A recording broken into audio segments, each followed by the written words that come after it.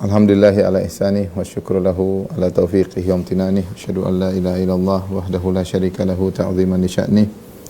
Wa asyhadu anna Muhammadan abduhu wa rasuluhu da'ila ridwanih. Allahumma salli alaihi wa ala alihi wa ashabihi wa ikhwanih. Ibu-ibu sekalian yang dirahmati oleh Allah Subhanahu wa taala, kita melanjutkan bahasan kita dari Syarah Kitabul Jami' karya Al-Imam Ibnu Hajar rahimahullahu taala, dan kita sampai pada hadis ke-10 tentang adab-adab bersin, ya. Nabi SAW bersabda, "Idza atasa ahadukum falyaqul alhamdulillah."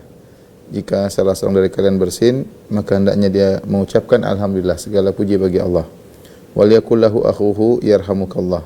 Dan hendaknya saudaranya yang mendengarnya membalasnya dengan mengucapkan yarhamukallah, semoga Allah merahmatimu. Fa idza qala lahu yarhamukallah, dan jika yang bersin mendengar saudaranya membalas yarhamukallah, falyaqul yahdikumullah, makanya dia berdoa mendoakan saudaranya tersebut, yahdikumullah wa yuslihu balakum, semoga Allah memberi petunjuk kepadamu dan meluruskan perbaiki urusanmu. Akhrajahul Bukhari, hadis riwayat Al-Imam Al-Bukhari. Ibu yang dirahmati Allah Subhanahu wa taala, hadis ini berkaitan dengan adab bersin.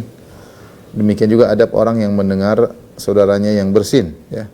Adab bersin maupun adab orang yang mendengar saudara yang bersin. Adapun yang berkaitan dengan yang bersin, maka ketika dia bersin, dia ada dua kondisi: dalam kondisi sehat, ya, dan dalam kondisi sakit. Jika dia dalam kondisi sehat, ya, maka ketika bersin keluar menunjukkan, ya, badannya merasa lebih ringan dan dia lebih tenang, maka hendaknya dia bersyukur kepada Allah Subhanahu wa taala. Ya, biasanya bersin itu kan ada sesuatu sebab, sehingga ketika dia sudah bersin, ya, dia merasa lebih ringan, maka hendaknya dia mengucapkan alhamdulillah sebagai bentuk dia bersyukur kepada Allah Subhanahu wa taala, ya. Dan ini sebagai peringatan kepada kita, kalau bersin saja kita memuji Allah Subhanahu wa taala, apalagi dengan atas nikmat-nikmat yang lain. Karena seorang jika selesai salat kemudian dia berzikir alhamdulillah, alhamdulillah, alhamdulillah, hendaknya dia benar-benar merenungkan bahwasanya nikmat yang Allah berikan kepada dia sangatlah banyak, ya. Dan alhamdulillah merupakan salah satu zikir mutlak. Seorang boleh berzikir kapan saja dengan mengucapkan alhamdulillah, alhamdulillah, alhamdulillah, kapan saja dia boleh mengucapkan alhamdulillah, alhamdulillah. Oleh karenanya disebutkan dalam buku tafsir, Nabi Nuh alaihissalam disebutkan innahu kana abadan syakura. Dalam surat Al-Isra Allah mengatakan Nuh adalah hamba yang pandai bersyukur. Disebut dalam buku tafsir kenapa dia dipuji oleh Allah dengan dikatakan innahu kana abdan syakura. Dia adalah hamba yang pandai bersyukur karena dia selalu memuji Allah. Apapun yang dilakukan dia memuji Allah. Dia suka mengucapkan alhamdulillah. Lisannya selalu basah dengan mengucapkan alhamdulillah, ya. Seorang yang sering mengucapkan alhamdulillah menunjukkan dia pandai bersyukur kepada Allah Subhanahu wa taala. Makanya di antaranya kalau kita bersin hacim, kita bilang alhamdulillah, ya. Ya, kita ingat Allah Subhanahu wa taala. Dan Allah dalam hadis Rasulullah SAW mengatakan, innallaha la yarda an 'abdihi idza akala al-aklah an yahmadahu 'alaiha wa idza syariba syarba an yahmadahu 'alaiha. Sungguhnya Allah ridha, suka dengan seorang hamba jika dia makan satu makanan dia memuji Allah, jika dia minum satu minuman maka dia memuji Allah Subhanahu wa taala. Di antara bentuk kita bersyukur kepada Allah dengan lisan adalah sering memuji Allah, ya, sering memuji Allah Subhanahu wa taala. Maka seringlah kita mengucapkan alhamdulillah, ya. Taib. Adapun kalau kita sakit, ya, maka lain halnya, ya, kita sakit, maka kita berdoa agar kita disembuhkan oleh Allah Subhanahu wa taala. Adapun adab yang dicontohkan oleh Rasulullah sallallahu alaihi wasallam ketika bersin, ya, adalah dengan meletakkan tangan beliau di mulutnya, tutup, atau dengan meletakkan bajunya ketika dengan tutup, ya, agar bersin tidak tersebar kemana-mana. Karena kalau dibiarkan terbuka begitu saja maka virus akan tersebar kemana-mana. Demikian juga yang adab kedua, ketika bersin melemahkan suaranya, ya.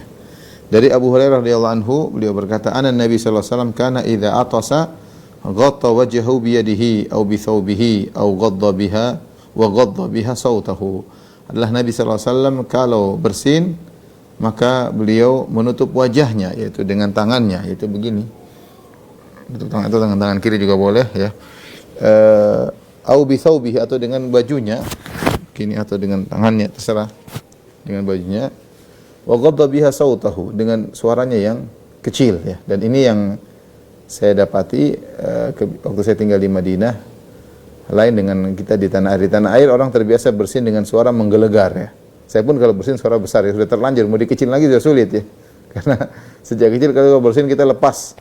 Tapi kalau teman-teman saya di Arab, mereka kalau bersin kecil banget kalau bersin. Hacim gitu, sampai hampir tidak terdengar ya.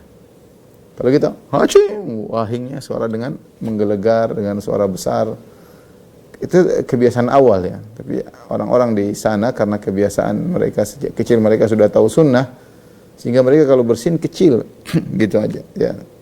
Teman-teman saya yang Arab rata-rata demikian, bersin tidak sampai menggelegar. Adapun kita ya, atau saya atau sebagian orang di sini ya, kalau bersin dengan suara yang besar, karena sudah terbiasa suara besar, mau dikecilin sudah sulit lagi, volumenya tidak bisa dikecilin lagi. Jadi tetap aja volume. Sampai sekarang saya kalau bersin suaranya besar. Makanya kita kalau anak-anak kita ajarkan adab. Kalau mereka bersin, agar dikecilkan suaranya, ditutup hidungnya dengan tangan atau dengan kain. Dibiasakan sejak kecil. Ya. Tapi memang agak sulit. Kenapa? Karena anak-anak kalau lihat saya bersin, saya suaranya besar ya. Sehingga ya mereka ngikuti bapaknya. Sebagaimana perkataan seorang penyair, man syabaha abahu fama zalam. Siapa yang ikut bapaknya, dia tidak berbuat zalim. Oleh karenanya mumpung yang sudah tahu sunnah, berusaha ngajarin anak-anak untuk biasa bersin dengan suara yang kecil dan biasakan ditutup ya. Ini ada berkaitan bagi orang yang bersin ya. Yang kedua, adab bagi orang yang mendengar orang lain bersin, yang mengucapkan alhamdulillah atau tidak mengucapkan alhamdulillah. Jika dia mendengar saudaranya bersin dan mengucapkan alhamdulillah, maka dia jawab dengan mengatakan yarhamukallah, semoga Allah merahmatimu. Dan ini adalah doa yang indah ya. Dia melihat saudaranya memuji Allah, ya, maka dia mendoakan saudaranya tersebut, yarhamukallah, semoga Allah merahmatimu ya. Artinya engkau telah mendapatkan nikmat bisa lepas darimu ya, sehingga lega badanmu ketika setelah bersin, maka semoga Allah menambah rahmat kepadamu ya. Adapun jika orang tersebut bersin dan tidak mengucapkan alhamdulillah, maka tidak perlu dijawab dengan yarhamukallah. Dalam satu hadis disebutkan atasa rajulani inda Nabi sallallahu alaihi wasallam. Ada dua orang yang bersin di sisi Nabi sallallahu alaihi wasallam. Fashammata ahadahuma wa lam yushammitil akhar. Maka Nabi ternyata mengucapkan yarhamukallah kepada salah satunya, dan yang satunya tidak didoakan oleh Nabi. Ya, para sahabat sangat bahagia kalau yang doakan Nabi, apalagi Nabi mengatakan yarhamukallah, semoga Allah merahmatimu. Ini yang doain bukan orang di pinggir jalan, ini Nabi yang bilang yarhamukallah, semoga Allah merahmatimu. Yang satunya Nabi tidak doain ya. Maka ditanyakan kepada Nabi, bagaimana engkau syammatta hadza wa lam tushammitni. Ya Rasulullah, engkau mendoakan tashmit kepada si fulan, engkau mengucapkan yarhamukallah, adapun engkau tidak mendoakan aku. Maka Rasulullah SAW menjelaskan, inna hadza hamidallah wa lam tahmidillah. Maka Nabi SAW berkata, sungguhnya yang satu tadi memuji Allah, mengucapkan alhamdulillah, adapun engkau tidak mengucapkan alhamdulillah. Ya, yang didoakan oleh Nabi yang mengucapkan alhamdulillah. Ya. Jadi ini adab kita ketika kita mendengar orang yang bersin, kita lihat dia mengucapkan alhamdulillah atau tidak. Kalau dia mengucapkan alhamdulillah, maka kita mengatakan yarhamukallah. Kalau dia tidak mengucapkan alhamdulillah, maka tidak perlu kita mengucapkan yarhamukallah. Al-Auza'i meriwayatkan, ya, ada seorang bersin di hadapan Ibnu Mubarak. Al-Auza'i radhiyallahu anhu meriwayatkan ada seorang bersin di hadapan Ibnu Mubarak dan tidak mengucapkan alhamdulillah. Dia bersin tidak mengucapkan alhamdulillah. Maka Al-Auza'i berkata kepada orang ini, wahai fulan, apa sih adabnya kalau orang bersin? Apa yang dia ucapkan? Maka orang bersin tadi mengucapkan alhamdulillah. Akhirnya Al-Auza'i berkata, yarhamukallah. Ya, yaitu seakan-akan Al-Auza'i mengajari orang tersebut adab yang benar, sehingga ketika dia mengucapkan alhamdulillah, Al-Auza'i kemudian menimpali, mentasmid dengan mengatakan yarhamukallah. Demikian juga kalau kita tahu teman kita terbiasa kalau bersin mengucapkan alhamdulillah. Satu saat dia lagi sibuk, entah sibuk lagi apa, lagi nulis, lagi sibuk nyusun-nyusun sesuatu. Kemudian dia bersin, dan dia tidak sempat mengucapkan alhamdulillah, dia melanjutkan pekerjaannya, maka tidak mengapa kita menegur, kamu tadi bersin ya? Saya kok nggak dengar kamu bilang alhamdulillah. Oh iya alhamdulillah. Tidak apa-apa, kita tegur agar kita menghidupkan sunnah, agar dia menjalankan sunnah yang dia lupakan. Terus kita timpali dengan mengucapkan yarhamukallah. Terus kita timpali dengan mengucapkan yarhamukallah. Ya. Apa hukumnya mengucapkan yarhamukallah kepada orang yang bersin dan mengucapkan alhamdulillah? Maka ada khilaf di kalangan para ulama. Ada yang mengatakan bahwasanya mengucapkan yarhamukallah fardu ain. Setiap orang yang mendengar orang bersin mengucapkan alhamdulillah wajib bagi dia untuk mendoakan yarhamukallah. Ada yang mengatakan fardu kifayah. Kalau sebagian sudah mengucapkan, yang lain tidak perlu. Ada yang mengatakan hukumnya sunnah, ya. Hukumnya sunnah, ya. Tidak wajib. Allah alam bisawab, terlepas hukumnya sunnah atau wajib, maka seorang berusaha untuk menghidupkan sunnah ini. Jika ada yang bersin mengucapkan alhamdulillah, maka ucapkanlah yarhamukallah.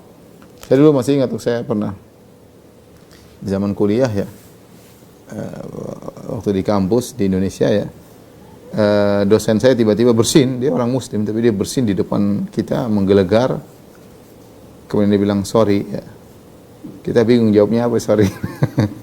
Dia bilang sorry, dia tidak mengatakan alhamdulillah, sorry ya. Saya juga ya sudah, kita diam-diam aja, bengong gimana jawabnya ya. Ya. Taib. Pertanyaan, bagaimana dengan orang yang bersin berulang-ulang karena sakit? Jika ada orang bersin berulang karena sakit, maka yang wajib kita mengucapkan yarhamukallah. Kalau dia mengucapkan alhamdulillah, kita ucapkan yarhamukallah. Adapun jika dia bersin lagi, maka tidak perlu, berarti dia sakit. Cukup kita mendoakan dia syafaakallah, semoga Allah menyembuhkan penyakitnya. Dalam suatu hadis dari Salamah bin Al-Aqwa radhiyallahu anhu, bahwasanya Rasulullah SAW mendengar ada orang bersin di sisi Nabi. Maka Rasulullah SAW mengatakan yarhamukallah. Kemudian dia bersin lagi. Rasulullah SAW mengatakan ar-rajulu mazkum, dia sedang flu ya. Maka ketika dia sedang flu, kita mungkin ganti doa kita dengan mengatakan syafakallah atau Allah yashfik, semoga Allah menyembuhkan engkau. Ya. Nah, orang yang sudah didoakan dengan yarhamukallah, maka dia timpali lagi doa tersebut dengan yahdikumullah wa yuslihu balakum. Si A bersin, alhamdulillah. Si B menjawab yarhamukallah. Si A jawab lagi pada si B, yahdikumullah wa yuslihu balakum. Subhanallah, saling mendoakan di antara mereka. Lihat, ini sunnah, kelihatannya sederhana, tapi betapa banyak pahala yang didapatkan. Betapa banyak pahala yang didapatkan. Si yang bersin dapat pahala dengan muji Allah. Kemudian yang mendengar dapat pahala dengan mendoakan orang yang bersin. Kemudian dia balik lagi menjawab doa bagi orang yang mau mendoakannya. Jadi saling mencintai di antara kaum mukminin, ya. Dan adab yang sangat indah ketika bersin, saling mendoakan di antara kaum muslimin. Tentu hal ini akan menghilangkan rasa hasad dan dengki di antara mereka, mempererat tali ukhuwah di antara kaum muslimin, ya. Dan sebagaimana kita dianjurkan untuk mempererat tali persatuan ukhuwah dan menghilangkan segala hal-hal yang bisa memutuskan atau merenggangkan tali persatuan di antara kaum muslimin maupun kaum muslimat. Tapi ada beberapa peringatan. Yang pertama, disyariatkan tetap berdoa yarhamukallah bagi orang yang bersin jika ia diketahui telah muji alhamdulillah meskipun tidak terdengar suaranya. Jadi kita dari jauh ada orang bersin, terus kita lihat mulutnya, dia ucapkan meskipun kita nggak dengar suaranya, mungkin ada jarak atau ada kebisingan mobil atau apa. Kita lihat mulut dia ucapkan alhamdulillah. Nah, apa yang kita lakukan? Kita jawab meskipun kita nggak dengar. Kita bilang yarhamukallah agar kita tahu kita mendoakan dia. Meskipun suara dia kita tidak dengar, tapi kita tahu, kita bisa pastikan dia sudah mengucapkan. Pertama kita bisa pastikan, kita lihat mulutnya gerak, atau kedua kita tahu kebiasaan orang ini kalau bersin pasti mengucapkan alhamdulillah. Maka meskipun kita nggak dengar, kita jawab yarhamukallah agar dia tahu kita perhatian sama dia, agar kita tahu kita mendoakannya.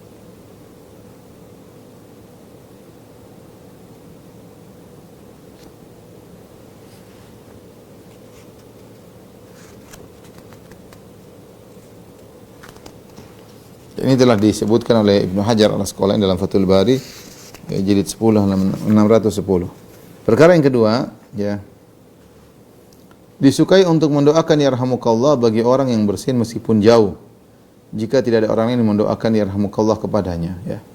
Misalnya dari jauh ada orang bersin, kemudian tidak ada orang di sekitar dia, kita ingin mendoakan dia yarhamukallah, dan kita tunjukkan kepada dia kita mendoakan dia, maka kita dianjurkan datang ke dia, kita bilang yarhamukallah. Misalnya dia lagi duduk di pos kamling misalnya sendirian, setiap bersin, kita lihat dia, alhamdulillah.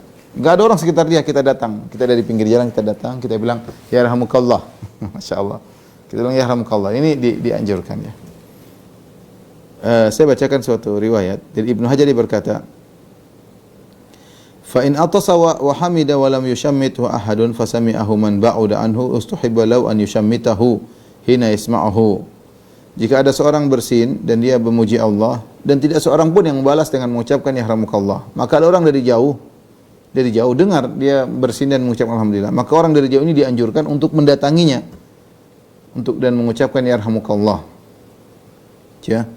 Waqad akhraja Ibnu Abdul Bar bi sanadin jayyid. Ibnu Abdul Bar, seorang ulama Maliki ahli hadis, telah menyebutkan satu riwayat dengan sanad yang jayyid, sanad yang sahih, yang bagus, an Abi Dawud, dari Abu Dawud As-Sijistani, sahibi Sunan, penulis Sunan Abi Dawud. Annahu kana fi safinatin. Suatu hari Abu Dawud ini rahimahullah, penulis kitab Sunan Abi Dawud, sedang berada di atas suatu kapal atau suatu perahu. Fasami'a atisan ala syatti. Maka dia sedang di perahu, dia dengar dari jauh ada yang bersin, itu di pinggir pantai bersin. Orang itu sendirian bersin. Sementara dia lagi di kapal, ya. Faktara hamida, orang itu bersin di pantai, kemudian dia memuji Allah Subhanahu wa taala. Faktara qariban bidirham hatta ja'ila al-atis, maka dia pun dari kapal besar dia sewa perahu kecil 1 dirham. Dia sewa, kemudian dia mengayuhkan perahu tersebut sampai kepada orang yang di pinggir pantai tadi, kemudian dia mengucapkan yarhamukallah. Subhanallah. Dia untuk menjalankan sunnah, dia bayar 1 dirham untuk sewa perahu kecil, dia tinggalkan kapalnya, dia pergi sana, dia bilang yarhamukallah. Thumma raja'a. Kemudian dia balik ke kapalnya, fasu'ila an dzalik. Ya. Maka dia pun ditanya, kok capek-capek sampai sewa perahu kecil ke sana untuk bilang yarhamukallah. Kenapa kok capek-capek seperti itu? Maka Abu Dawud berkata, la'allahu yakunu mujabad da'wah. Bisa jadi dia orang yang dikabulkan doanya. Artinya Abu Daud dengan mengucapkan yarhamukallah, orang itu akan mendoakan Abu Daud dengan berkata yahdikumullah wa yuslihu balakum. Yahdikumullah wa yuslihu balakum. Dan Abu Daud, siapa tahu orang itu dikabulkan doanya, mau doain saya. Dia balik ke kapalnya, kemudian bertemu dengan teman-temannya di kapal. Falamma raqadu, tatkala mereka sedang tidur, sami'u qailan yaqul, tiba-tiba mereka mendengar ada suara yang berkata, yaqul ya ahla safinati inna Aba Dawud ishtaral jannata minallahi bidirham. Wahai para penumpang sekalian, sungguhnya Abu Dawud telah membeli surga dari Allah dengan 1 dirham. Ya. Artinya Abu Dawud rahimahullah ketika menjalankan sunnah ini, maka dia mendapatkan ganjaran, ya. Taib yang ketiga yang perlu kita perhatikan, jika seorang bersin dalam salat, maka disunahkan baginya untuk tetap memuji Allah, mengucapkan alhamdulillah meskipun dalam salat. Akan tapi dengan suara yang lirih, terutama jika dia dalam kondisi bermakmum. Masih lagi baca alhamdulillah bil alamin arrahmanir rahim maliki yaumiddin. Alhamdulillah. Enggak apa-apa. Kalau kita lanjutkan. Iyyaka na'budu wa iyyaka nasta'in ihdinas siratal mustaqim. Atau kita lagi rukuk nih, kita baca subhanallazim wa bihamdi subhanarabbil azim. Kita bersin. Tutup. Kita bilang alhamdulillah. Berlanjut lagi subhanarabbil azim wa bihamdi. Enggak ada masalah. Kita lagi duduk di antara 2 sujud. Rabbighfirli warhamni wajibuni. Kita tutup hidung. Bilang alhamdulillah. Baru kita lanjutkan doanya. Tidak jadi masalah. Ya. Tetapi orang yang mendengarnya tidak boleh mengucapkan yarhamukallah. Orang yang mendengarnya tidak boleh mengucapkan yarhamukallah sementara mereka sedang sholat. Ya, kenapa demikian? Karena dalam sholat kita dilarang berbicara dengan sesama manusia, tidak boleh kita bicara. Kita lagi sholat, kita ngobrol sama teman kita, nggak boleh, batal sholat. Kalau kita sholat sambil ngobrol dengan teman kita, maka sholat kita batal, tidak diperbolehkan. Adapun orang yang pertama ketika dia bersin dia mengucapkan alhamdulillah, dia sedang tidak berbicara dengan orang lain tapi dia sedang berbicara dengan Allah. Dia mengucapkan alhamdulillah berarti dia bicara dengan Allah Subhanahu wa taala. Tidak jadi masalah. Memang asalnya kita ketika salat kita sedang berbicara dengan Allah. Inna ahadakum idza kana fi sholati fa innahu yunaji rabbahu. Sungguhnya salah seorang dari kalian ketika sedang salat sungguhnya dia sedang bermunajat. Sedang berbicara dengan Allah Subhanahu wa taala. Jadi tidak mengapa dia ketika bersin dia mengucapkan alhamdulillah, ya. Adapun orang yang dengar enggak boleh bilang yarhamukallah. Karena kalau dia bilang yarhamukallah berarti dia ngobrol, dia sedang salat ngobrol sama orang karena menggunakan yarhamuka. Semoga Allah merahmatimu, merahmati Anda, berarti batal salatnya. Tidak boleh dijawab dengan yarhamukallah. Kalau dia tidak tahu ya tidak mengapa. Dia tiba-tiba refleks yarhamukallah ya, salatnya tidak batal. Tapi kalau dia tahu dan dia sengaja ngobrol sama orang, maka salatnya batal. Tapi dalam satu riwayat dari Muawiyah bin Al-Hakam As-Sulami, beliau berkata, "Baina ana usalli ma'a Rasulillah sallallahu alaihi wasallam id atasa rajulun minal qaum." Kata Muawiyah bin Al-Hakam As-Sulami, suatu saat ketika aku sedang salat bersama Rasulullah sallallahu alaihi wasallam, tiba-tiba ada seorang lelaki yang bersin di antara jamaah salat. Fa qultu, orang itu mengucapkan alhamdulillah, maka aku tasmit, aku mengucapkan yarhamukallah. Aku mengucapkan, aku balas bersinnya dengan yang dia muji Allah, aku mengatakan yarhamukallah, semoga Allah merahmatimu. Faramanil qaumu bi absari, maka orang semua ngelihat aku dengan pandangan mereka. Mereka lihat semua aku. Karena aku ngomong, lagi salat ngomong, ya rahmukallah, semua orang ngeliatin aku. Ya. Faqultu wasukla ummiyah. Maka aku berkata, "Ma sya'nukum? Apa urusan kalian lihat-lihat? Kenapa lihat aku?" Tanzuruna ilayya. Ma sya'nukum? Tanzuruna ilayya. Ngapain kalian lihat aku semuanya? Kok semua melihat kepada aku? Faja'alu yadribuna bi aidihim ala afkhadhihim. Maka para jemaah yang lain, para sahabat mukul-mukul tangan ke paha. Artinya suruh diam. Gitu. Falamma ra'aituhum yusammitunani lakinni sakattu. Maka tatkala aku melihat mereka ingin agar aku diam, maka aku pun terdiam. Falamma sallallahu alaihi wasallam, sallallahu Rasulullah sallallahu alaihi wasallam, fa bi abi huwa wa ummi ma ra'aitu mualliman qablahu wala ba'du asana ta'liman minhu. Maka setelah selesai salat, apa sikap Nabi? Karena ini kegaduhan semua terjadi di belakang Nabi. Nabi jadi imam. Dan Nabi sallallahu alaihi wasallam ketika salat, di antara mukjizat Nabi, Nabi bisa melihat ke belakang seperti melihat ke depan. Dan terjadi kegaduhan. Satu bilang alhamdulillah, yang satu jawab Muawiyah bin Al-Hakam As-Sulami mengatakan yarhamukallah. Ketika dia menjawab yarhamukallah, semua orang memandang dia. Dia ngomong lagi, "Masya'nukum, apa urusan kenapa lihat saya?" Dia tidak tahu kalau berbicara dengan orang dalam salat membatalkan salat. Dia tidak tahu, dia jahil. Ya. Setelah Rasulullah SAW selesai salat, maka Rasulullah SAW menasihati dia dengan nasihat yang indah. Maka Muawiyah berkata, aku bi abi huwa wa ummi ma ra'aitu mualliman qablahu wala ba'du asana ta'liman minhu. Aku tidak pernah melihat ada seorang guru pun sebelum Nabi maupun sesudah Nabi yang lebih baik daripada Rasulullah SAW dalam memberi pelajaran. Fa wallahi, demi Allah, ma kaharani wala darabani wala syatamani. Demi Allah, Nabi tidak membentakku, tidak memukulku, tidak mencaciku. Qala, Nabi hanya berkata, "Inna hadhihi salata la yasluhu fiha syai'un min kalamin nas." Sungguhnya salat itu tidak pantas untuk sedikit pun di antara pembicaraan manusia. Innama huwa tasbih wa takbir wa qiraatul Qur'an. Isinya hanyalah tasbih, takbir dan membaca Al-Qur'an.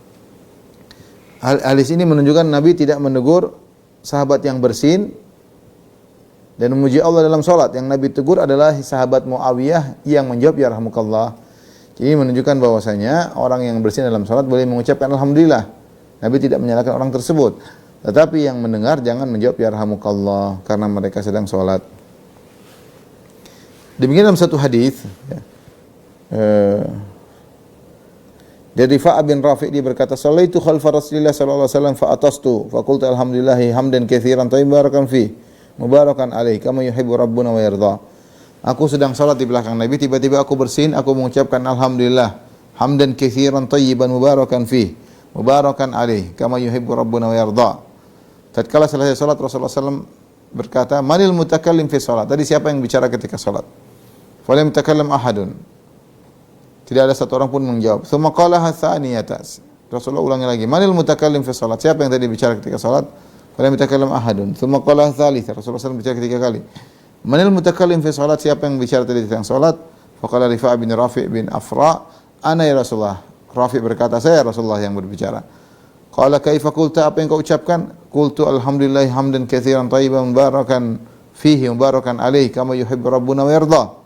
Faqala Nabi sallallahu alaihi wasallam, "Walladzi nafsi bi yadihi laqad ibtadaraha bid'atun wa thalathuna malakan ayyuhum yas'adu biha." Sungguh aku melihat ada 30 sekian malaikat, mereka berlomba untuk membawa ucapan tadi kepada Allah Subhanahu wa taala. Ini menunjukkan bahwasanya seorang ketika salat tetap disunahkan untuk bersin, tetap disunahkan untuk mengucapkan alhamdulillah. Taib, kita lanjutkan ibu yang dirahmati Allah Subhanahu wa taala. Setelah adab bersin kita akan bahas tentang adab-adab minum. Adab minum sederhana, minum hendaknya duduk. Ya. Kemudian minum jangan satu napas ya. Jangan berdiri.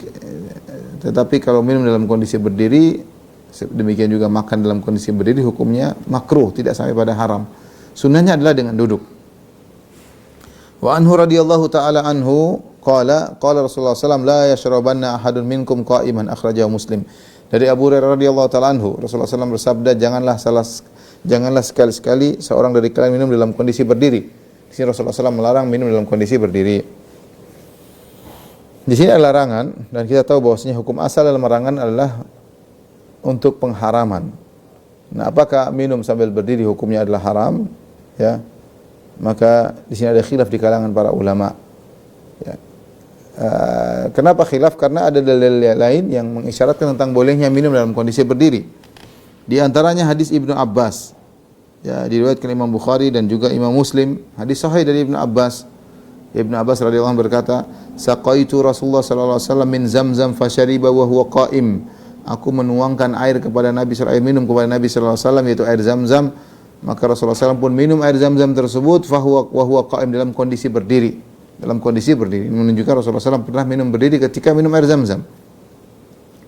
Namun bukan berarti bahwasanya minum air Zamzam sunnahnya berdiri, tidak. Tapi boleh minum air Zamzam dalam kondisi berdiri. Kemungkinan Rasulullah SAW ada keperluan sehingga beliau minum dalam kondisi berdiri. Demikian juga hadis yang lain dalam Sahih Bukhari dari Ali bin Abi Thalib. Kalau tadi dari Ibnu Abbas, sekarang dari Ali bin Abi Thalib radhiyallahu anhu. Beliau pernah minum berdiri. Ali minum berdiri. Beliau diberikan air, kemudian beliau minum berdiri tatkala beliau berada di Kufah, yaitu beliau menjadi Amir Kufah. Ya, jadi Amirul Mukminin, pemimpin kaum muslimin, dan ibu kotanya di Kufah. Beliau berkata, "Inna nasan yakrahu ahaduhum an yashraba wa huwa qa'im." Sungguhnya orang-orang itu sebagian dari mereka tidak suka minum dalam kondisi berdiri. Wa inni ra'aitu Nabiyya sallallahu alaihi wasallam fa'ala kama ra'aitumuni fa'altu. Adapun aku pernah melihat Nabi minum dalam kondisi berdiri sebagaimana kalian melihat aku sekarang minum dalam kondisi berdiri. Dalil-dalil ini dari Ibnu Abbas dan juga Ali bin Abi Thalib dijadikan dalil oleh jumhur ulama bahwasanya minum dalam kondisi berdiri hukumnya mubah. Ya, terutama jika ada kebutuhan, seorang sedang berjalan kemudian dia minum, mau duduk sulit ya, tidak apa sambil berjalan sambil minum ya. Dan ini dalil menunjukkan bolehnya minum dalam kondisi berdiri, hadis Ibnu Abbas dan hadis Ali bin Abi Thalib. Adapun hadis Abu Hurairah, la yashrabanna ahadun minkum qa'iman, jangan sekali-sekali salah seorang kalian minum dalam kondisi berdiri, maka bahwasanya itu hukumnya makruh, larangan tersebut hukumnya makruh, tidak sampai pada derajat haram. Artinya kalau ada seorang minum berdiri tidak jadi masalah ya. Tapi yang utama adalah dalam kondisi duduk, itu sunnahnya ya. Itu sunnahnya ya. Selain hadis Ibnu Abbas dan Ali bin Abi Thalib, hadis Ibnu Umar juga. Beliau berkata, "Kunna," dalam hadis riwayat Tirmizi ya. Kalau tadi hadis Abu Bukhari dan Muslim, kali ini memang hadis agak lemah sanadnya karena diriwayatkan oleh Ibnu Abi Syaibah, Ahmad dan Tirmizi ya. Namun hadis ini disahihkan oleh Syekh Albani rahimahullahu taala. Ibnu Umar berkata, "Kunna nashrabu wa nahnu qiyam." Kami dulu minum dalam kondisi berdiri. Wa na'kulu wa nahnu namshi. Kami makan dalam kondisi berjalan. Ala ahdi Rasulillah sallallahu alaihi wasallam, di zaman Nabi sallallahu alaihi wasallam. Di zaman Nabi sallallahu alaihi wasallam. Saya ingat ketika saya lagi bersama seorang ulama, itu Syekh Sa'ad Asy-Syafri hafizahullah taala, kita di suatu hotel, tahu-tahu ada kawan, kalau nggak salah pemilik hotelnya, ownernya bertanya, "Syekh, bagaimana hukum makan sambil berdiri?" Atau dia tanya makan sambil berjalan. Ya, apalagi kita tahu dalam sebagian acara-acara pernikahan terkadang prasmanan dalam kondisi makan berdiri bukan duduk. Ketika Syekh ditanya, maka dia langsung berdiri, dia sambil makan. Sambil jalan dia makan kacang atau apa sambil jalan dia. Untuk menunjukkan bahwasanya hukumnya boleh. Meskipun sunnahnya duduk, tapi hukumnya boleh. Ada orang makan minum berdiri, maka tidak dilarang ya. Tidak dilarang kecuali terlebih lagi ketika ada keperluan. Terlebih lagi ketika dia lagi berjalan kaki atau sedang lari, kemudian mampir jalan minum aqua, boleh berdiri, lanjutkan lagi ya. Lanjutkan lagi. Oleh karenanya Ibnu Hajar menuliskan 2 bait syair meringkas kesimpulan dari hukum makan dan minum duduk atau berdiri. Beliau berkata, "Idza rumta tashrabu faqud tafuz bi sunnati safwati ahli al-Hijazi wa qad sahahu syurbahu qa'iman walakinnahu li bayanil jawazi." Jika kau hendak minum, maka minumlah dalam kondisi duduk. Maka kau akan mendapatkan pahala sunnahnya Rasulullah sallallahu alaihi wasallam pemuka penduduk Hijaz. Para ulama telah mengesahkan hadis-hadis bahwasanya Rasulullah SAW pernah minum dalam kondisi berdiri. Akan tapi beliau minum berdiri tersebut hanya untuk menjelaskan bolehnya minum berdiri. Intinya sunnahnya adalah minum dan makan dalam kondisi duduk. Adapun sesekali kita berdiri diperbolehkan. Terlebih lagi ketika ada keperluan. Adapun yang beredar di masyarakat awam, kemudian mencela orang yang minum berdiri atau makan berdiri, berdalil dengan kata mereka seperti hewan, makan berdiri, minum berdiri. Kita bilang ya hewan memang tidak bisa duduk. Suruh sapi duduk makan ya gimana? Suruh kambing duduk terus ngopi ya nggak bisa ya. Kambing sapi kalau makan ya makan berdiri ya. Yang duduk mungkin monyet bisa duduk ya, atau orang hutan. Tapi kalau sapi, kambing ya mereka makannya berdiri. Yang dimaksud dilarang makan seperti binatang bukan maksudnya makan berdiri atau duduknya, tapi janganlah seperti binatang hanya pikirannya hanyalah makan doang, tidak memikirkan ibadah yang lainnya ya. Makanya Allah berfirman mencela orang-orang kafir, kata Allah, walladzina kafaru yatamatta'una wa ya'kuluna kama ta'kulul an'amu wan naru mathwal lahum, dalam surat Muhammad. Dan orang-orang kafir mereka bersenang-senang dan mereka makan sebagaimana binatang ternak makan, dan tempat kembali mereka adalah neraka jahanam. Di sini Allah mencela orang-orang kafir bukan tentang cara makannya, tapi pikiran otak mereka hanyalah untuk memuaskan perut mereka dan memuaskan syahwat mereka. Itu yang mereka pikirkan sebagaimana hewan-hewan yang ya memang kayak begitu model hewan-hewan, yang penting makan, yang penting beranak pinak, yang penting makan beranak pinak, itulah hewan. Tunggu disembelih ya selesai urusan. Jadi bukan maksudnya berdiri berarti kayak hewan, enggak, itu bukan demikian. Tapi yang Allah samakan dalam ayat ini dalam surat Muhammad ayat 12 bukan cara makannya berdiri atau duduknya, tapi begitulah sebagian manusia senangnya hanya sekedar makan dan minum seperti hewan yang pikirannya hanya makan dan minum dan melampiaskan syahwatnya. Baik, kita lanjutkan adab memakai sendal ya, dan ini ada 2 hadis berkaitan dengan adab memakai sendal. Taib, hadis yang ke-12 ya, adab memakai sendal bagian 1. Dari Ali bin Abi Thalib radhiyallahu ta'ala anhu qala Rasulullah sallallahu alaihi wasallam idzan ta'ala ahadukum falyabda bil yamin. Jika salah seorang dari kalian pakai sendal, maka mulailah pakai sendal dengan kaki kanan. Wa idza naza'a falyabda bishimal. Kalau dia buka sendal, yang pertama kaki kiri buka sendal, baru lepas kaki kanan.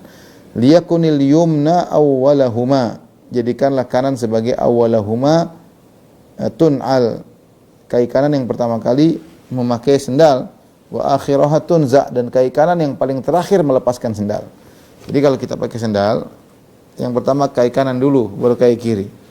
Ketika melepas, kiri dulu baru kanan.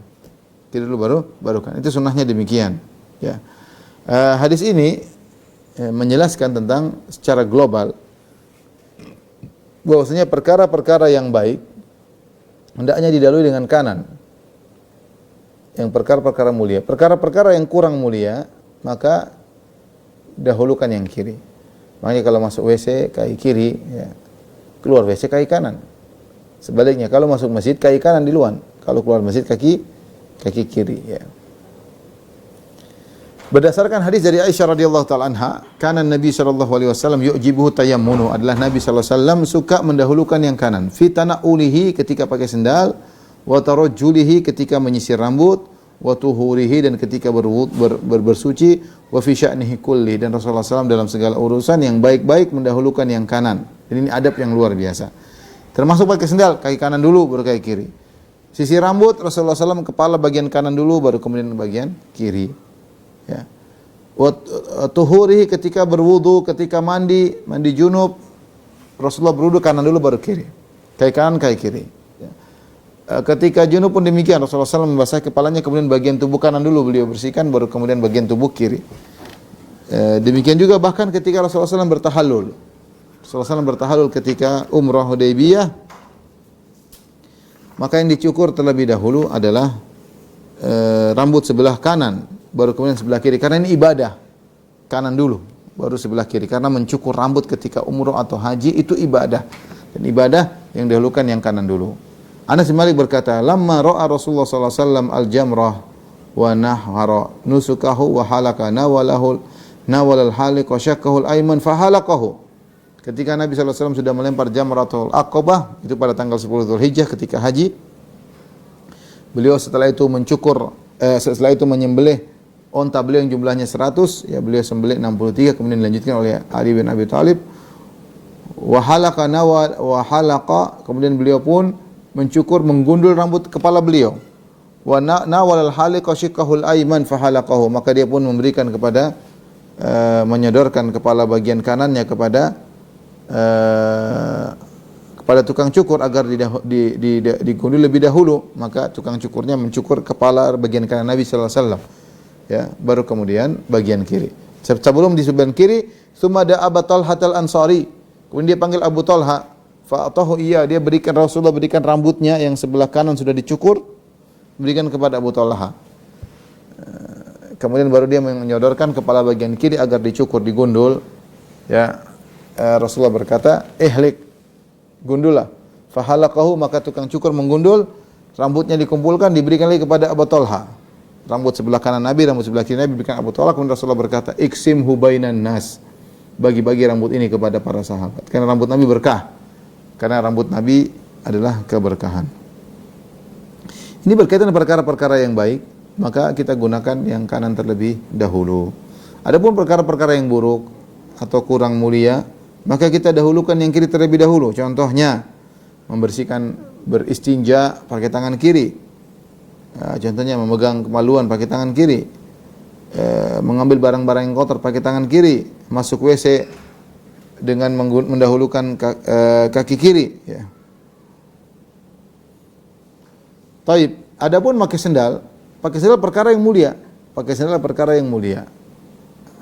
Dan maka karenanya perkara yang mulia kita dahulukan kaki kanan terlebih dahulu pakai sendal, ya. Adapun melepaskan sendal merupakan perkara yang kurang mulia, melepaskan sendal, makanya didahulukan kaki kiri melepas sendal.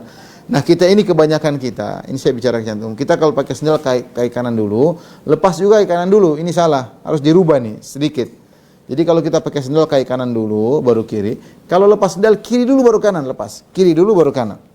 Saya ulangi, kalau pakai sendal kanan dulu pakai, baru kiri pakai. Melepas sendal, kiri dulu, baru kanan. Jadi kaki kanan selalu yang pertama kali pakai sendal, dan selalu yang terakhir dilepaskan sendalnya. Dan ini kalau kita kerjakan, kita dapat pahala. Kita ini hampir setiap hari pakai sendal, buka sendal. Ya tinggal kita rubah sistem pakai sendal kita, yang tadinya mungkin kita pakai sendal selalu pakai kaki kanan, lepas juga kanan dulu. Atau terkadang sebagian kita pakai sendal kiri dulu, kita rubah. Ajarkan pada istri kita, ajarkan pada anak-anak, bahwa ini sunnah, kalau pakai sendal kaki kanan dulu, kalau lepas sendal kaki kiri terlebih dahulu, ya. Dan ini kegiatan kita sehari-hari. Kalau kita niatkan karena Allah, kita akan dapat pahala dari Allah Subhanahu wa taala. Tinggal pasang niat, maka niscaya kita akan mendapatkan pahala.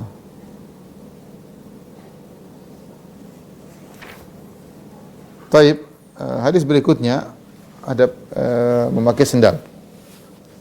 Dari Ali bin Abi Thalib radhiyallahu anhu, qala Rasulullah sallallahu alaihi wasallam bersabda, "La yamshi ahadukum fi na'lin wahidah."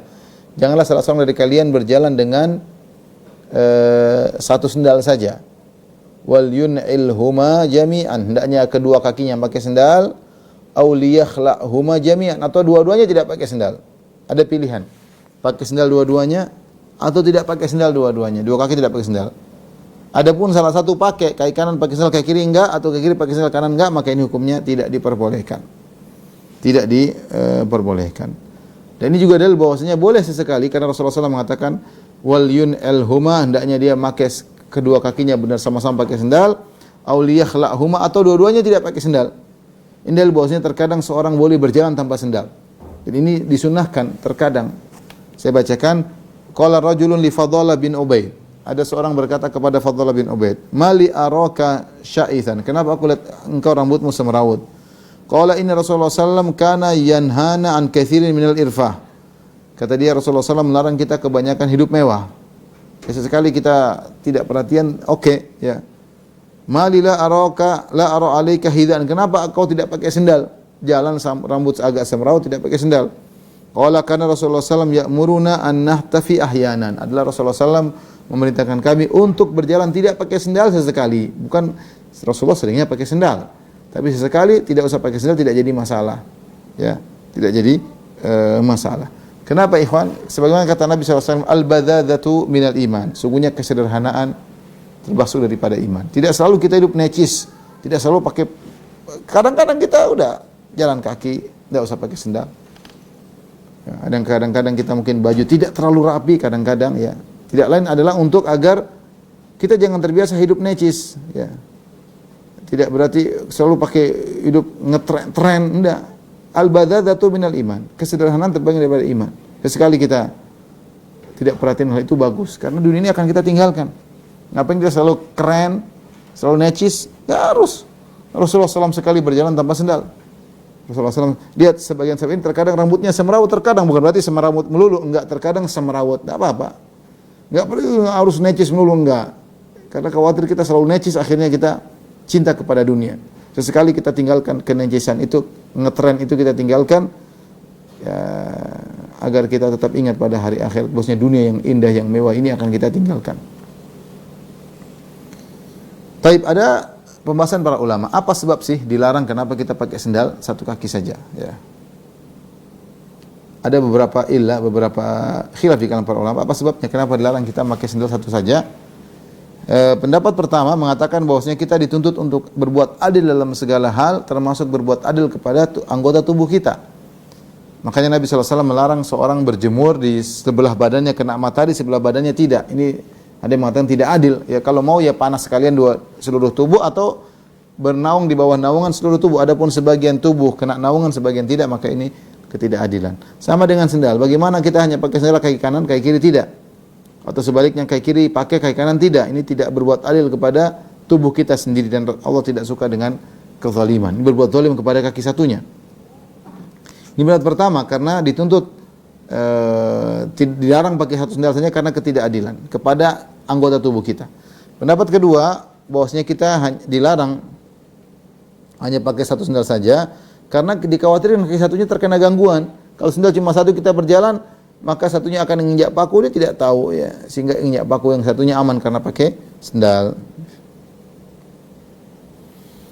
Pendapat ketiga mengatakan illah kenapa kita dilarang pakai sendal cuma satu, karena ini mendatangkan syuhrah, menarik pusat perhatian.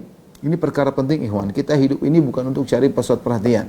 Bahkan Allah Subhanahu wa taala suka dengan seorang yang tersembunyi, tidak selalu tampil. Innallaha yuhibbul 'abdal taqiyal ghaniyal khafi, dalam sahih Muslim hadis Sa'ad bin Abi Waqqas radhiyallahu taala anhu. Sungguhnya Allah suka dengan seorang hamba yang bertakwa kepada Allah, yang al-ghani, tidak minta-minta kepada orang lain, al-khafi yang menyembunyikan dirinya. Jangan tinggalkan segala perkara yang bisa menimbulkan popularitas. Meski popularitas itu mahal, orang pada nyari-nyari popularitas. Pinginnya agar dikenal oleh banyak orang. Namun dalam Islam syuhrah, popularitas, tampil beda, ini hal yang tidak disukai.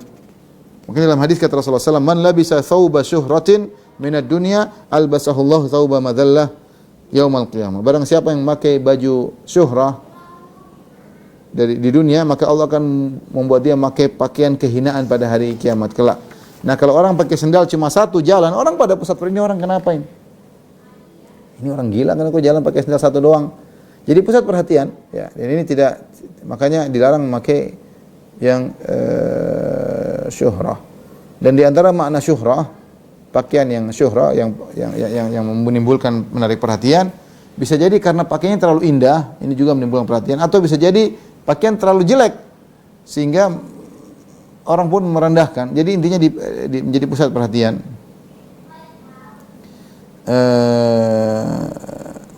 As-Sarakhsi berkata, wal murad alla yalbasu nihayata ma yakun min al-husn wal jawda fi thiyab ala wajhin yusharu ilaihi bil asabi'. Itu jangan seorang pakai baju yang sangat mahal sehingga orang semua latihan. Lihat itu, lihat mobilnya apa, bajunya mewah. Atau sebaliknya pakai pakaian yang paling murah sehingga juga menarik perhatian. Dua-duanya dilarang, ya. Maka seorang hendaknya yang wajar-wajar saja, dia pakai pakaian kalau lagi mungkin lagi perkumpulan orang-orang lagi pesta, dia pakai baju yang bagus. Ya, kalau dia pakai baju jelek malah jadi pusat perhatian. Kalau dia di orang-orang lagi susah, dia pakai baju yang biasa seperti mereka, ya. Jangan sampai dia hari-harinya pakai baju yang sangat mewah atau baju yang sangat jelek sehingga menarik perhatian, ya. Oleh karenanya saya ingatkan kepada ikhwan, kita ini jangan suka cari perhatian, cari muka dengan kendaraan kita, dengan motor kita, dengan pakaian kita. Biasa-biasa saja, ya. Biasa-biasa saja. Pengen tampil beda, semua orang lihat. Pakai mobil biasa diganti dengan knalpot racing sehingga suaranya mengganggu. Memang orang perhatian tapi orang jengkel. Ini apa selalu buang, ganggu orang. Kita ini hidup bukan seperti itu, ya. Apalagi pusat perhatian untuk dimaki-maki orang, ini mengerikan. Sama pakai motor kemudian jangan juga yang menarik perhatian. Biasa-biasa saja kalau keperluan enggak apa, tapi kalau kemudian mobil motor sangat mahal, kemudian kita pakai motor tersebut, touring pakai motor yang mahal-mahal, orang semua lihat, Masya Allah. Hati-hati, saya khawatir terjerumus dalam syuhrah. Maka seorang bertahu kepada Allah, Nabi mengatakan, Innallaha yuhibbul abdat taqiyal ghaniyal khafi. Allah suka dengan hamba yang bertakwa, yang ghani, tidak butuh kepada orang, artinya berusaha mandiri, ya. Al-khafi, yang tidak tampil, ya. Kalau bisa tidak tampil. Lagi pula kalau kita pakai baju terlalu mewah, terlalu mahal, ini bisa memasukkan kesombongan dalam diri kita. Orang semua baju murah-murah, kita punya baju mahal banget. Apalagi ibu-ibu, mungkin ada yang mau baju jilbab yang harganya 10 juta lah, berapa puluh juta lah, ya. Namanya manusia, dia pakai baju mewah, masuk kesombongan dalam diri sedikit demi sedikit. Sama orang pakai mobil sangat mewah, mobil sampai berapa M, dengan bangganya, ya tidak perlulah. Jadi pusat perhatian semuanya. Sama seorang misalnya pakai motor mewah, wong sampai kemudian pakai keren, jalan rame-rame, khawatir jadi pusat perhatian. Sebaiknya dihindari. Menurut saya sebaiknya dihindari. Allah alam bisawab. Pendapat yang keempat, kenapa dilarang kita pakai sendal hanya satu? Karena itu meniru kebiasaan syaitan. Rasulullah SAW bersabda, Inna syaitana yamshi bin na'lil wahidah. Sungguhnya syaitan berjalan dengan satu sendal saja, ya.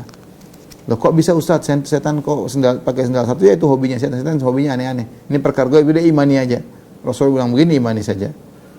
Rasulullah SAW pernah bersabda, la ya'kulanna ahadun minkum bishimalihi. Janganlah salah seorang dari kalian makan dengan tangan kirinya. Wala yashrabanna biha, jangan minum dengan tangan kirinya. Kok bisa dilarang? Fa inna syaitana ya'kul bisyamali wa yashrabu biha. Karena setan itu makan dengan tangan kiri, minum dengan tangan kiri. Kok setan begitu Ustaz? Ya, memang begitu hobinya, namanya punya hobi gitu. Sama kenapa kecoa sering ke WC, ke bawah-bawah, hobinya begitu, mau diapain? Ya, mau diapain? Ya itu hobinya begitu. Setan juga gitu, hobinya makan tangan kiri, minum tangan kiri, hobinya pakai sendal cuma satu. Wala ya'khudh biha wala yu'ti biha. Demikian juga dalam riwayat yang lain, jangan kalian mengambil dengan tangan kiri, jangan kalian berikan juga dengan tangan kiri. Dalam hadis Rasulullah SAW juga bersabda, liyakul ahadukum biyaminihi, hendaknya seorang makan dengan tangan kanannya, wal yashrab biyaminihi, hendak minum dengan tangan kanannya, wal ya'khudh biyaminihi, hendaknya dia ngambil dengan tangan kanannya, wal yu'ti biyaminihi, dan berikan dengan tangan kanannya. Fa inna syaitana ya'kulu bishimali, karena syaitan makan dengan tangan kiri, wa yashrabu bishimali, syaitan minum dengan tangan kiri, wa yu'ti bishimali, syaitan memberikan dengan tangan kiri, wa ya'khudhu bishimali, dan syaitan juga mengambil dengan tangan kiri. Kalau kita berdasarkan larangan mengikuti syaitan, seakan-akan memakai sendal satu saja hukumnya adalah haram. Karena kita tidak boleh mengikuti langkah-langkah syaitan. Ya ayyuhalladzina amanu la tattabi'u khutuwati syaitan. Wahai orang beriman, jangan ikuti langkah-langkah syaitan. Kalau kita tahu syaitan pakai sendal cuma satu, jangan kita ikuti. Ya. Namun kebanyakan ulama, jumhur ulama mengatakan bahwasanya ini hukumnya hanyalah tidak sampai derajat haram, tapi cuma makruh. Ya. An-Nawawi berkata, yukrahul masyu fi na'lin wahidah. Dibenci orang berjalan dengan satu sendal saja. Wa hadhil adab, ini termasuk adab. Ya, tidak sampai pada derajat haram. Tapi yang perlu kita perhatikan, larangan kita memakai sendal satu adalah dalam kondisi berjalan. Dalam kondisi berjalan. Adapun dalam kondisi duduk atau dalam kondisi berdiri tidak bergerak, maka kita boleh pakai sendal satu. Terkadang kita pakai sendal kaki kanan dulu, yang satunya belum terpakai. Kita kan nggak pakai langsung dua-duanya. Kita pakai sepatu, yang kaki kanan dulu kita sepatu, kita ikat baru kita pakai kaki kiri, baru kita, tidak ada masalah. Karena yang dilarang adalah berjalan. Berjalan satu sepatu saja atau satu sendal saja itu tidak diperbolehkan dengan sebab-sebab tadi yang kita sebutkan.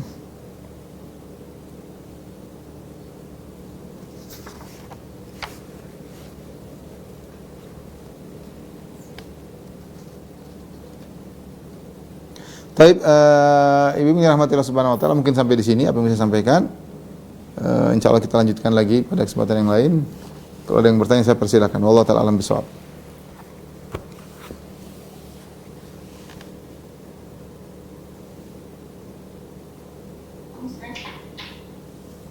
Assalamualaikum. Waalaikumsalam warahmatullahi wabarakatuh. Maaf Ustaz, kalau tadi itu sandal, sekarang kan ada tipe sandal itu pakai dua-duanya, cuma salah satunya itu misalnya berbeda warna atau apa, itu boleh Ustaz? Kalau misalnya kadang ada yang kaos kakinya tuh dipakai, misalnya ada yang satu pakai misalnya satu pakai hitam, satu pakai putih gitu, tapi tetap pakai dua-duanya, cuma salah satunya beda, itu apakah boleh Ustaz? Itu menarik perhatian nggak, Bu? Iya Ustaz. Kan jangan suka menarik perhatian. Nanti dikira ini ibu sinting. Ibu stres lagi dimarahin sama suaminya. Kok warna sepatunya beda? Pakai warna kaos kakinya beda. Nanti dikira orang stres. Kalau di negara kafir memang pada stres semua, jadi jangan diikuti. Jadi menurut saya enggak usahlah begitu. Karena itu hal perkara yang menarik perhatian, dan itu kalau di adat kita tidak wajar seperti itu ya. Allah alam bisawab. Adapun kebiasaan orang-orang kafir jangan diikuti ya. Aneh, satu sendal warnanya merah, satu sendal warna kuning ya. Dikira ini salah sendal, tapi itu lagi model baru ya, model yang ingin menarik perhatian ya. Jangan diikuti. Allah alam bisawab. Ya, pertanyaan kedua Ustaz, ya mengenai pakaian syufrah tadi, bagaimana hukumnya memakai cadar di negara kafir ini? Kan mungkin bagi mereka itu termasuk aneh ya. Sekarang sih sudah biasa memakai masker, tetapi dulu sebelum masa pandemi ini itu termasuk menarik perhatian atau tidak Ustaz? Bagaimana menyelaraskan hal tersebut? Semua yang menarik perhatian tapi itu adalah konsekuensi syariat, maka tidak jadi masalah. Semua yang menarik perhatian tapi itu adalah konsekuensi syariat, maka tidak mengapa. Contoh, pakai jilbab. Sebagian orang dulu jilbab aneh, tapi ya itulah syariat. Maka tidak jadi masalah. Menarik perhatian ya menarik perhatian. Sama Nabi SAW tidak menyembah berhala, ya menarik perhatian. Nabi mengucapkan la ilaha illallah, tidak Tuhan selain Allah, menarik perhatian bagi Abu Jahal dan teman-temannya. Jadi ketika kita misalnya di negara kafir, kita pakai cadar, dan itu konsekuensi syariat, itu disunahkan pakai cadar, menarik perhatian ya tidak jadi masalah. Itu menarik perhatian yang tidak dilarang. Yang dilarang adalah menarik perhatian yang tidak disyariatkan atau hal-hal yang bukan merupakan konsekuensi syariat kita lakukan menjadi perhatian, maka ini tidak diperbolehkan. Ini dari Zoom Ustaz. Ya Mbak Rini silahkan. Saya tanya Ustaz, Assalamualaikum. Salam. Ini masalah bersin tadi Ustaz. Kan kalau bersin itu karena alergi, tapi yang bersin selalu mengucapkan alhamdulillah gitu. Kok kita terus berkali-kali juga ya alhamdulillah? Enggak, tadi sudah disebutkan kalau dia tahu kita alergi, kita cukup mengucapkan syafaqillah. Syafaqillah. Kalau dia perempuan kita bilang syafaqillah. Kalau dia perempuan kita cukup yarhamukillah pertama, dia alhamdulillah yarhamukillah. Tapi kalau ternyata dia bersin selalu karena alergi, ada debu sedikit bersin, kita bilang syafaqillah. Semoga Allah menyembuhkanmu. Ya. Seperti itu. Selanjutnya, Ya, pertanyaan selanjutnya tentang orang yang kidal, Ustaz. Jika sudah dari biasa kidal dari kecil, itu bagaimana, Ustaz? Ketika dia menulis dengan tangan kiri, apakah itu hukumnya juga termasuk makruh, ataukah dia harus belajar lagi untuk menulis, Ustaz? Jazakumullah khairan. wallahu alam bisawab. Kalau memang tidak sampai pada hukumnya apa namanya haram ya, hanya sekedar makruh karena bukan masalah makan dan minum. Kalau dia makan dan minum harus tangan kanan. Kalau dalam istilah orang Arab, orang kidal namanya a'asar, itu dia kidal. Itu ada orang Arab seperti itu. Di dunia ini pasti orang ada yang kidal ya, terbiasa dengan kiri lebih kuat daripada kanannya. Tapi untuk yang cebok harus tangan kiri ya. Untuk makan harus tangan kanan. Harus tangan kanan. Adapun kalau menulis, mukul atau apa, enggak apa-apa tangan kiri, enggak ada masalah. Untuk kemaslahatan duniawinya, misalnya dia untuk goreng-goreng tangan kiri, untuk ngangkat-ngangkat tangan kiri lebih kuat, enggak ada masalah. Untuk nulis tangan kiri enggak ada masalah, insyaallah. Tapi kalau untuk makan harus tangan kanan. Allah alam bisawab. Assalamualaikum warahmatullahi. Salam. Mau nanya ini, suami saya kan mualaf, dia tuh terbiasa dengan makan kalau pakai garpu itu kan tangan kiri. Makanya di tangan kiri dia selalu ingetin, makanya tangan kanan dia ingat habis itu lupa tangan kiri lagi, lupa tangan kiri lagi. Jadi gimana ya? Ya enggak apa-apa, Ibu ingatin terus saja, Ibu dapat pahala, ingatin terus ya. Ada apa namanya? Belikan dulu. Saya pernah dikasih hadiah berupa cangkir. Cangkir kalau dipegang dengan tangan kiri ada tulisan tangan kanan. Jadi dia kalau minum salah dia. Jadi di cangkir itu kalau dipegang tangan kiri ada tulisannya yang ada lehernya. Tapi kalau cangkirnya begini aja memang sulit ya.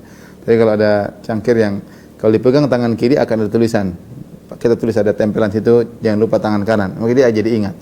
Tapi seandainya dia lupa terus nggak ada masalah, itu kebiasaan memang tidak mudah untuk dirubah.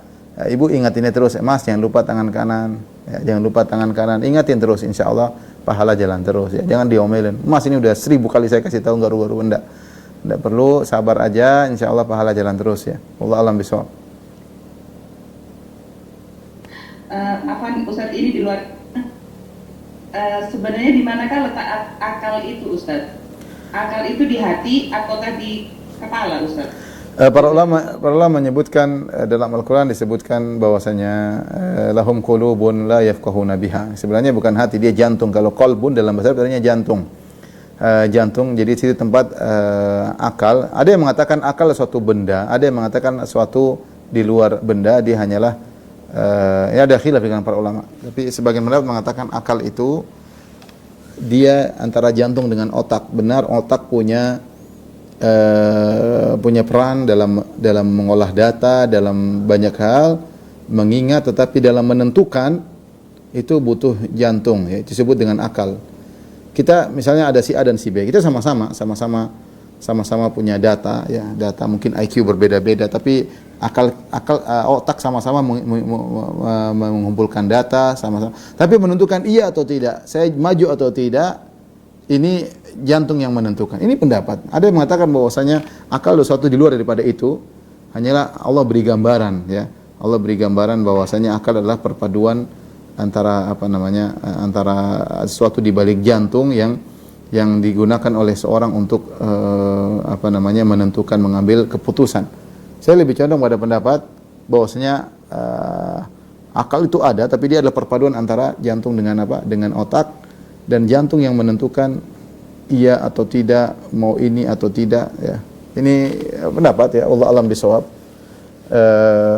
Mana yang lebih benar saya juga tidak tahu ya, tapi demikian dalam Al-Qur'an Allah mengatakan lahum qulubun la yaqiluna biha, ya, la yafqahuna biha. Mereka punya jantung, mereka tidak faqih, mereka tidak paham dengan menggunakan jantung tersebut. Seakan-akan bahwasanya masalah menentukan iya atau tidak berkaitan dengan jantung. Allah alam bisawab.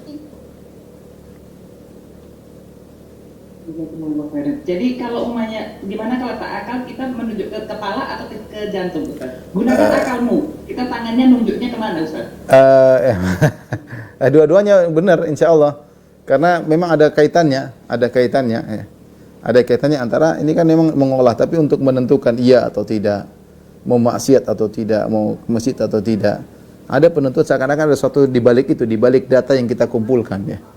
Ya kamu tuh pakai otak kalau memikir, tapi ya tadi ada apa namanya, dua-duanya benar ya, karena tadi pendapat tadi apa namanya, orang Arab juga tahu bahwasanya sejak dulu bahwasanya kepala kalau kebentur orang tidak bisa berpikir lagi ya. Tetapi tadi Allah menyebutkan jantung ini kayak ada kaitannya dengan menentukan iya atau tidak, itu ada kaitannya dengan jantung ya. Wallahu a'lam bishawab. Makanya Rasulullah mengatakan at-taqwa hahuna, Rasulullah menunjukkan kepada jantungnya at-taqwa, ketakwaan di sini. Ini berkaitan dengan iya atau tidak ya. Takwa. Ya. Ya, Ustaz, insya Allah bisa ditutup. Baik. Pertanyaan terakhir ya.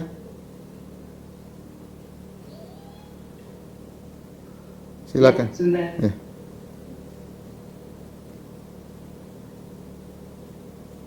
Assalamualaikum Ustaz. Waalaikumsalam warahmatullahi wabarakatuh. Maaf di tema, kalau misalnya untuk membayar zakat, kalau misalnya ada orang hutang, ketika kemudian pada kita waktu membayar zakat, kemudian bisa nggak kemudian karena dia termasuk orang yang hutang, bisa nggak kita bilang ke dia bahwa kamu nggak usah bayar zakat itu ada? Ada zakat aku gitu. Tidak boleh. Jadi tidak boleh bayar zakat kepada orang yang punya hutang sama kita. Misalnya ada orang punya hutang sama saya 100 juta. Dan saya ada tanggungan zakat, harus saya keluarkan 50 juta. Saya nggak boleh bilang, udahlah, saya potong 50 juta. Jadi, kamu nggak usah 50 juta karena saya sudah potong dengan kewajiban zakat saya. Ini nggak boleh. Allah mengatakan nggak boleh. Kenapa nggak boleh? Karena zakat adalah memberi dan menerima. Ada perpindahan kepemilikan. Ada perpindahan kepemilikan. Kalau mau, nih, kasih uang 50 juta sama dia. Kalau dia buat bayar utang ya alhamdulillah. Kalau enggak ya salah sendiri. Tapi tidak boleh kita bilang, nih uang ya, saya kasih zakat tapi harus bayar setor ke saya ya. Nggak boleh. Nggak boleh. Jadi zakat harus ada pemindahan kepemilikan. Adapun uang tetap sama kita punya kewajiban zakat 50 juta, orang tadi punya utang sama kita 100 juta, langsung kita potong otomatis, udah utangmu tinggal 50 juta. Zakat tidak kita keluarkan, maka ini tidak diperbolehkan oleh para ulama, karena zakat harus ada perpindahan kepemilikan terlebih dahulu. Ya Allah, tu'khadhu min aghniyaihim wa turaddu ila fuqara'ihim, diambil orang kaya diberikan kepada orang miskin. Nah, itu tidak terjadi ketika kita lakukan proses tadi. Wallahu a'lam bishawab. Demikian saja ibu yang dirahmati Allah Subhanahu wa taala, kajian kita insyaallah kita lanjutkan bulan depan. Kurang lebihnya saya mohon maaf. Wabillahi taufiq wal hidayah. Assalamualaikum warahmatullahi wabarakatuh. Subhanakallah bihamdika asyhadu an la ilaha illa anta astaghfiruka wa atubu ilaik.